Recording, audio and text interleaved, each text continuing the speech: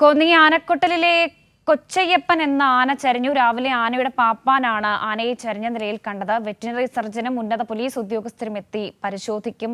ആനയ്ക്ക് രോഗങ്ങളൊന്നും ഇല്ലായിരുന്നു എന്നും ഉദ്യോഗസ്ഥർ പറയുന്നുണ്ട്. വിവരങ്ങൾ സുജു ടി ബാബു നൽകും. സുജു, എന്താണ് ഈ ആനയ്ക്ക് മറ്റ് രോഗങ്ങളൊന്നും ഇല്ലായിരുന്നു എന്നൊക്കെയാണ് ഉദ്യോഗസ്ഥർ പറയുന്നത്? എങ്ങനെയാണ് വിവരങ്ങൾ?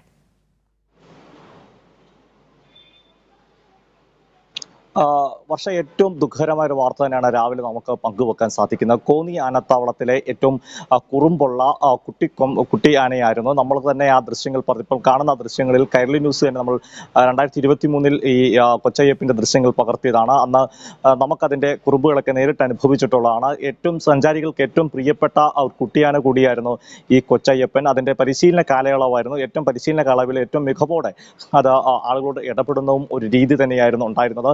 അത്തരം ഒരു ആനയാണ് ഇന്ന് രാവിലെ ചരിഞ്ഞ നിലയിൽ കണ്ടെത്തുന്നത്. രാവിലെ 6:30 പരിശോധനയ്ക്കായി പാപ്പാന്മാരെത്തുമ്പോഴാണ് ആനയെ ചരിഞ്ഞ നിലയിൽ കണ്ടെത്തിയിരിക്കുന്നത്. കാരണം വ്യക്തമല്ല. ഇന്നലെ വൈകിട്ട് മുതൽ ചെറിയ ക്ഷീണം ഉണ്ടായിരുന്നു ചില വാർത്തകൾ പുറത്തു വരുന്നുണ്ട്. അക്കാര്യത്തിൽ വനംവകുപ്പിന്റെ ഭാഗത്ത് നിന്ന് ഒരു ഔദ്യോഗികമായ വിശദീകരണം വന്നിട്ടില്ല.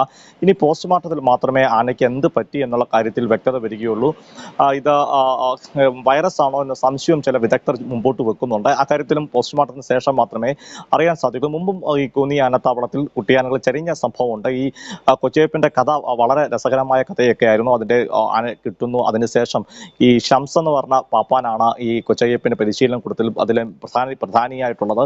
ഷംസുമായിട്ടുള്ള അതിന്റെ ബന്ധം, അല്ലെങ്കിൽ നമ്മൾ എത്തുമ്പോൾ നമ്മളോട് പോലും ഈ കാണുന്ന ദൃശ്യങ്ങളിലൊക്കെ അതിന്റെ തുമ്പിക്കൈ വെച്ച് നമ്മുടെ ശരീരത്തിലേക്ക് സ്പർശിക്കാനൊക്കെ ശ്രമിക്കുന്ന ആ ദൃശ്യങ്ങളുണ്ട്. അങ്ങനെ അവിടെ എത്തുന്ന സഞ്ചാരികൾക്ക് ഏറെ പ്രിയപ്പെട്ട ഒരു ആന കൂടിയായിരുന്നു. അതിന്റെ പരിശീലന കാലയളവിൽ തന്നെ അത് ചരിഞ്ഞ സംഭവം ഏറെ ദുഃഖകരമായ കാര്യം തന്നെയാണ്. ഇനിയും വിശദമായ പരിശോധനയും പോസ്റ്റ്മോർട്ടത്തിൽ കൂടെ കാരണം വ്യക്തമാകത്തുള്ളൂ. അങ്ങനെ കോന്നി ആനത്താവളത്തിലെ ഏറ്റവും പ്രിയപ്പെട്ട സഞ്ചാരികളുടെ പ്രിയപ്പെട്ട കൊച്ചയ്യപ്പനാണ് വിടവാങ്ങുന്നത്.